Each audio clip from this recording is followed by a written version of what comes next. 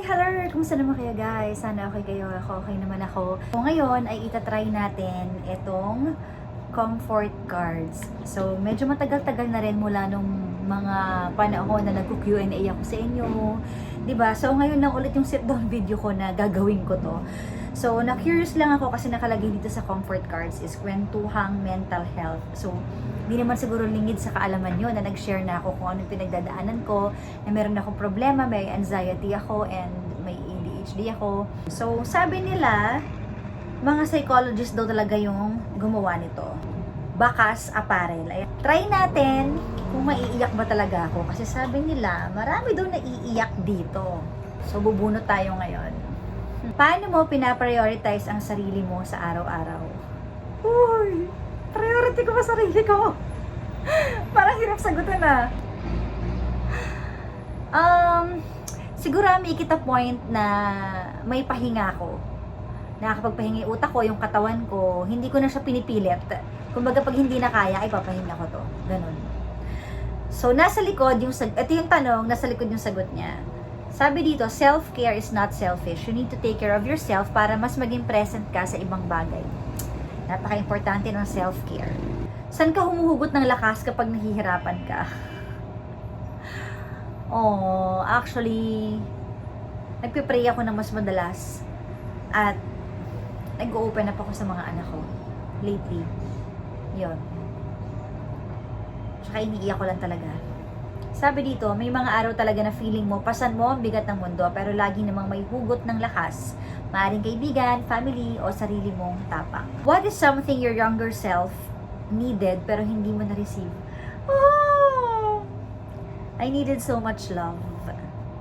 The kind of love, hindi ko naman sinasabing hindi ako nakatanggap ng pagmamahala, pero the kind of love na hinahanap-hanap ko, yung soft love, siguro yun, kasi pinalaki kami ng tough love eh. Hindi man yun na ibigay sa'yo, but remember, you now have the power to heal and grow. So, go give it to yourself. Yeah. Paano mo nalaman na kailangan mo ng tulong pero natakot kang humingi? Paano ko nalaman na kailangan ko ng tulong nung hindi ko na makontrol lahat ng bagay? Nung hindi ko nakilala yung sarili ko, hindi ko nakilala kung bakit ako nagagalit ng ganon, kung bakit ako nagwawala, kung bakit hindi ko na makontrol yung emotions ko, bakit di na ako nakakatulog. Natatakot ako tanggapin sa sarili ko na may problema ba talaga sa akin. Pero wala eh. Kailangan mo talagang tulungan yung sarili mo. So, ayun. Hindi madaling aminin kapag kailangan mo ng tulong, pero minsan, asking for help is the first step to healing. Tama, at nakakatulong siya sa akin. Pinatawad mo na ba ang sarili mo? Paano?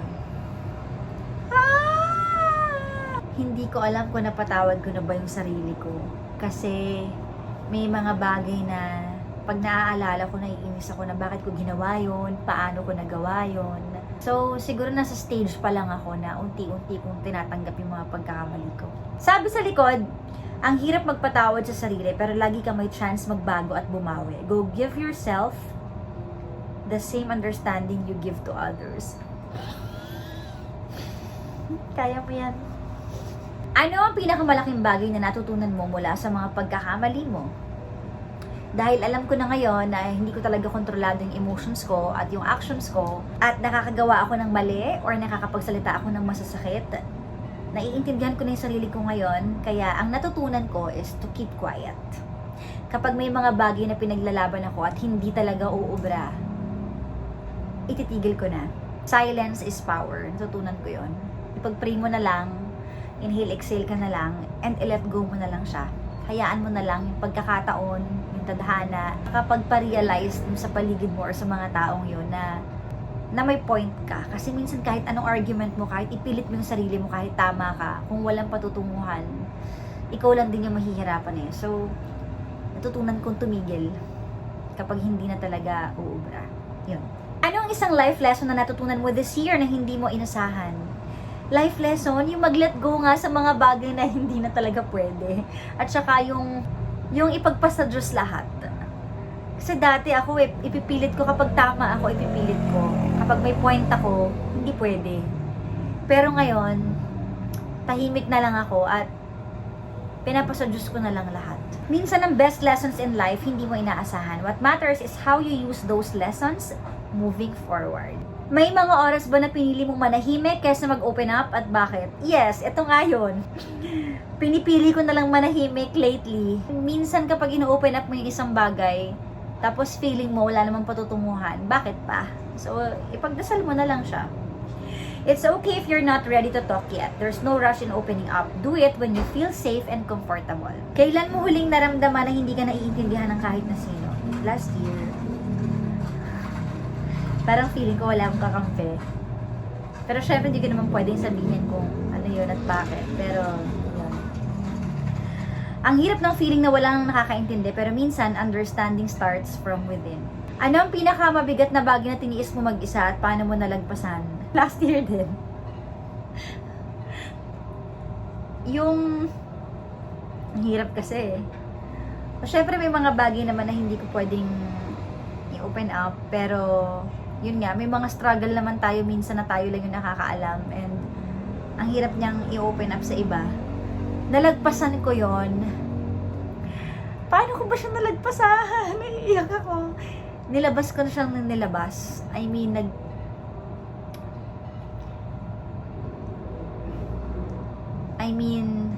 lahat ng thoughts ko, kinikwento ko, hindi ko siya dinidibdib mag-isa. Kasi hindi naman pwedeng ganun eh. Hindi mo talaga kakayanin alone. Tapos pinagpipray ko siya, na sana dumating po yung time na unti-unti maging okay din ako. Yun, nalagpasan ko siya through prayers. Through, siguro, acceptance sa mga bagay-bagay na hindi pwedeng, ipilit.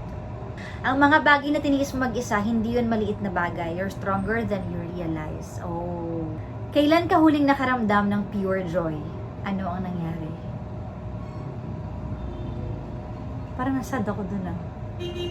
Nakakaramdam naman ako ng happiness, pero hindi yung may kasamang peace of mind. Pero siguro yung pure joy no nagbakasyon kami noong December kasi kasama ko pamilya ko. Pero syempre until now, parang may hinahanap-hanap ako na happiness na hirap i-explain eh. Yung happiness na may peace of mind ka. Yung pure joy, hindi mo yan palaging mahahanap. Pero kapag dumating, siguradong tatatak yun sa puso mo. I'm hoping for it. If you're given a chance to talk with your younger self, anong sasabihin mo sa kanya? Sasabihin ko na huwag ka masyadong magmadali kasi nakakapasok. Ako kasi yung tipo ng taong gusto ko yung ang daming nangyayari agad-agad. Pero pag-isipan mo muna mabuti lahat ng gagawin mo.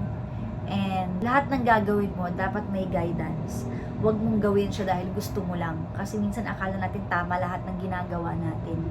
Feeling natin, malaki na ako, adult na ako, kaya ko na lahat. Hindi pa rin. Kailangan mo pa rin ng guidance. And sasabihin ko na mas maging strong ka. Ang dami mo nang nalagpasan at proud ako sa'yo. Sana alam mo noon pa na magiging okay ka kahit ang hirap minsan. Anong bagay sa buhay mo ngayon na nagpapasalamat ka? Nagpapasalamat ako na kasama ko pa rin ang pamilya ko, ang lolo't lola ko na ilang beses silang naka-survive dahil hindi yun biro o sunod-sunod. Masaya ako na nalagpasan ko lahat ng yun kasi sobrang sakit ng mga pagsubok na dinanas ko. Financially, mentally, emotionally, yun. Kaya sobrang nagpapasalamat ako na kasama ko ang pamilya ko. Hindi na importante sa akin kung may bahay man kami o wala, magarbo man yung kinakain o wala. Ang mahalaga, magkakasama kami and healthy sila kahit paano. Minsan ang pasasalamat nasa maliit na bagay. When you appreciate them, mas gumagaan ang araw mo. Totoo yan. Anong huling bagay na nagpabigat ng loob mo at paano mo hinaharap ito? Siyempre hindi ko pwedeng sabihin, pero last year din. Paano ko hinarap yon? Ang hirap. Kinaya ko siya. Everyday akong umiiyak. Tapos parang feeling ko makakausad pa ba ako sa mga nararamdaman kong to, sa mga struggles ko na to. Pero kahit paano, unti-unti ko siyang nalagpasan. Malaking bagay din yung nagbakasyon ako ng matagal. Tsaka yung kasama ko yung pamilya ko, yung may support system ka, napakalaking bagay nun. Mabigat man sa loob, tandaan mo, hindi mo kailangan dalhin mag-isa ang lahat. Sharing your burden doesn't make you weak. If you were to write your unsaid feelings to your father, what would it be? I used to say na sanay naman akong walang tatay, hindi ko naman kinalakihan na may tatay. Pero given a chance, kung may sasabihin man ako, sana nakilala mo ko. Sana nagkaroon ako ng kahit paanong father figure. Siyempre, hindi ko naman minimenos dahil nanay ko, ginawa naman niya lahat, tatay at nanay siya. Pero kahit paano, ang sarap din siguro sa pakaramdam na meron kang tatay, yung parang buo yung pagkatao mo, yung buo lahat. So, unsaid feelings. Ang sasabihin ko sa kanya is sana binigyan mo ko ng kahit kaunting time. Sana binigyan mo ko ng chance na makilala mo ko.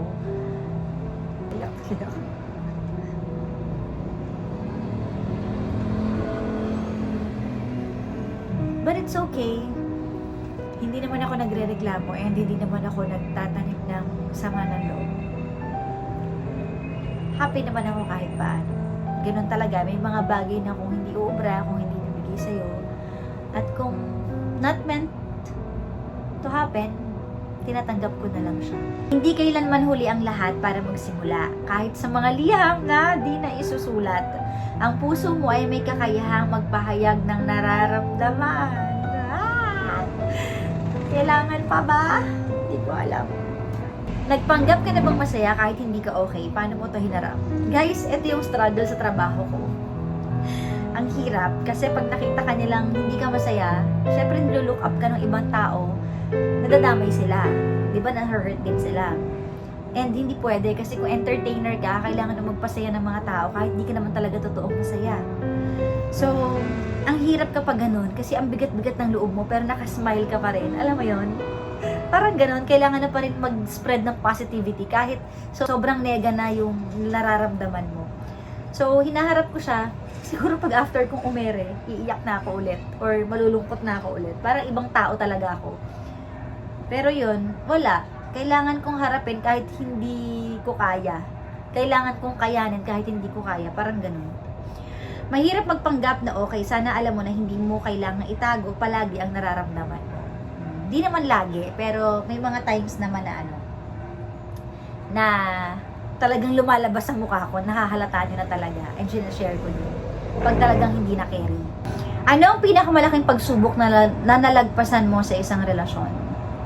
Uy, grabe to ah. Pagsubok. Yung siguro,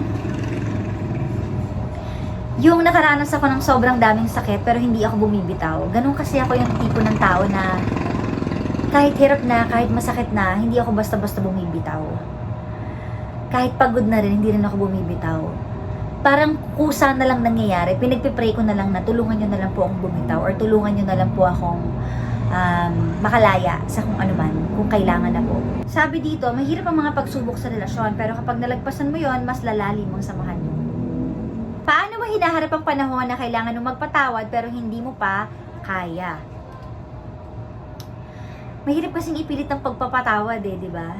Kusa mo siyang mararamdaman Pero, makakaluhog kasi sa puso mo yun kapag nagpatawad ka. Kumbaga, tinutulungan mo lang yung sarili mo na maging okay kapag unti-unti ka nagle-let go ng mga masasakit. Ganon. So, paano ko hinaharap? Ayoko siyang dibdibin, ganon. Hindi ko siya masyadong iniisip ng iniisip. Ayoko magbabad. Iniisip ko rin yung mga good things, hindi lang yung bad things na nagawa. Ganon. Forgiveness takes time and that's okay. Hindi mo kailangan pilitin. Healing comes at its own pace. Yes, totoo yan. So anyways, dyan na po nagtatapos ang ating comfort cards. Ayan, siguro mas try nyo rin para at least kung wala kayong kausap, merong magpapayo sa inyo sa likod ng card. Diba? So thank you for watching this vlog. Ayun lang, sana nag-enjoy kayo. And tandaan nyo, self-care is very important. lalo na ang ating mental health kasi yan ang magdidikta ng lahat. Diyan nakasalalay yung emotions natin at yung physical din natin kasi 'di ba kapag hindi okay yung mental health mo, hindi okay yung emotion mo, yung katawan mo babagsak din. So napakahalaga ng mental health. Okay? Thank you so much. Subscribe. Bye.